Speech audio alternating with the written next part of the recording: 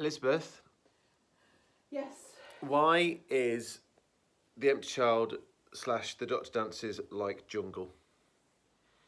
Because jungle is massive. Because it's massive. I am stunned at just how much stuff there is in these two episodes. I have always remembered that. I don't know when the last time I saw them was. When was the last time we saw these episodes? Ages ago. Ages ago. Years and years and years. Yeah, years. I have always remembered them with great affection, and I'm sure I've ranked them 10 in the last Doctor Who magazine poll, and we'll come back to rankings and stuff like that later. But I had forgotten just how jam-packed these damn episodes are. It was unbelievable watching it, because every time I was expecting to get to the beat of the story I could remember, something else would happen before, and I thought, this is just amazing. The two examples that immediately spring to mind is the bit at the start when Eccleston is watching the woman sing, and then he stands up there and says, anything fell from the sky, and everybody bursts out laughing, which is a brilliant piece of writing, and I'd completely forgotten that bit. In another story, that'd be the bit from the story that you remembered.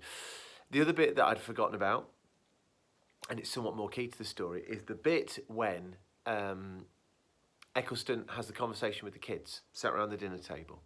And I think it's something of a rite of passage for every Doctor to have a bit with a child. I just think that there's something very telling about those moments in terms of knowing whichever Doctor you're talking about. And I'd forgotten all that. And from the second we started watching it till the very moment it ended, and we watched both episodes tonight, and that was absolutely key because we were watching it with the kids, and we'd saved them to watch with the kids because they'd not seen them before, and they knew there was a bit of a cachet about them. There was a bit of a shimmer on these two episodes, and I was absolutely blown away by the entirety of this. So let us welcome at this point Stephen Moffat. Oh, I love Stephen Moffat. He's my favourite. I said it. So we got to the end of this episode, and obviously we've got a lot of Moffat to come. Another 49 episodes, I think. Or we will have, at least. I think, because I know a few Moffat stories, I think he's better than RTD. I do. And I'm surprised to say that, because We all love RTD. No one wants to say a bad word about him. But Moffat's definitely better. The dialogue's just snap, snap, snap. It's not just the dialogue. The other thing that got me about it, and this goes back to it, jam-packed, everything fits in this story. There's no RTD big gap that you have to fill with a bit of head canon, or whatever the terminology is. There's none of that with Moffat. Everything clicks together. And as you know the story, we know the story, me and Lib at least, little things like when Rose gets introduced to the nanogenes early on in the story, and we know that's how the story's going to progress, but it's done in such a way that it's just a bit of extra, Spocky technology. That is so deft. It's just so neat. The what was the other bit that go? Oh, the rope burns on the hand. Now I know that it's a moot point, but there's the part where the Doctor sort of looks at Rose's hands and goes, you were handing off a barrage balloon, and this, and this. And that little bit is so smart, because it not only establishes, it progresses the plot, but it shows the Doctor being clever, and we all like watching the Doctor being clever. Everything fits like a jigsaw. And it's just astounding to take a step back from this story and just see how deft and meticulous, but how easy it seems. It's just ludicrous.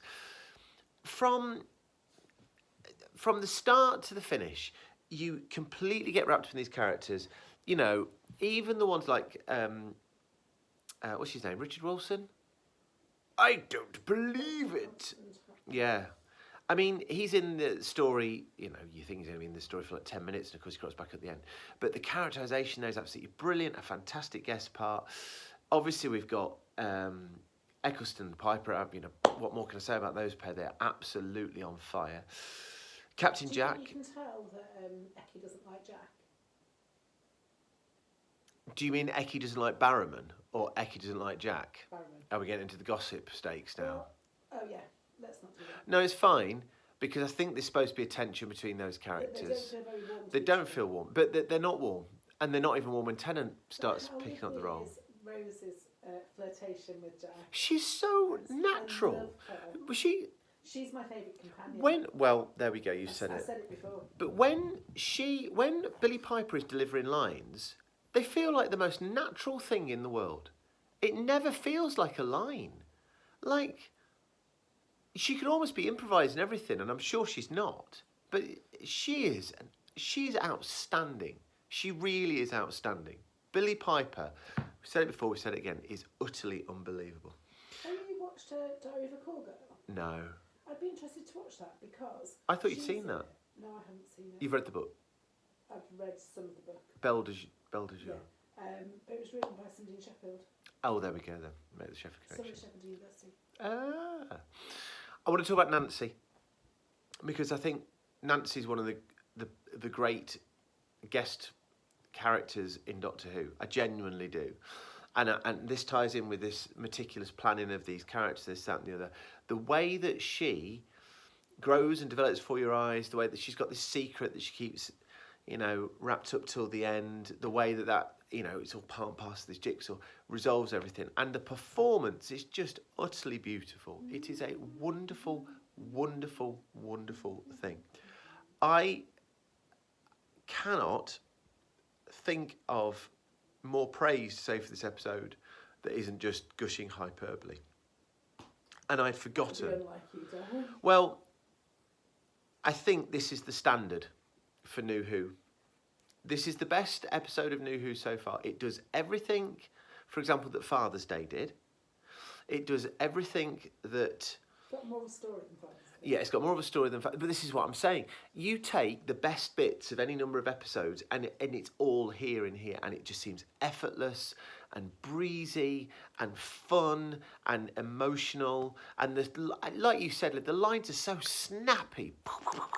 The bit with the banana, all that stuff is absolutely off the chain. I think this is the early high watermark for Doctor Who. And I don't know, I'm not trying to get too ahead of myself, that there's anything better this season. I'm not sure there's anything better next season. How would you know that, darling? Well, I've never seen them before. But honestly, this is utterly top quality Doctor Who. And I've given it 10 in rankings before, but this is the best Doctor Who since Remembrance of the Daleks. I hate it when I do this. Oh, she's ignoring me now because she doesn't like it when I do this. I was saying this Remembrance of the Daleks. Roll eyes, roll eyes. There we go. Honestly, this is just absolute class. Absolute class from start to finish. What a season. Just banger after banger after banger. Banger. Banger!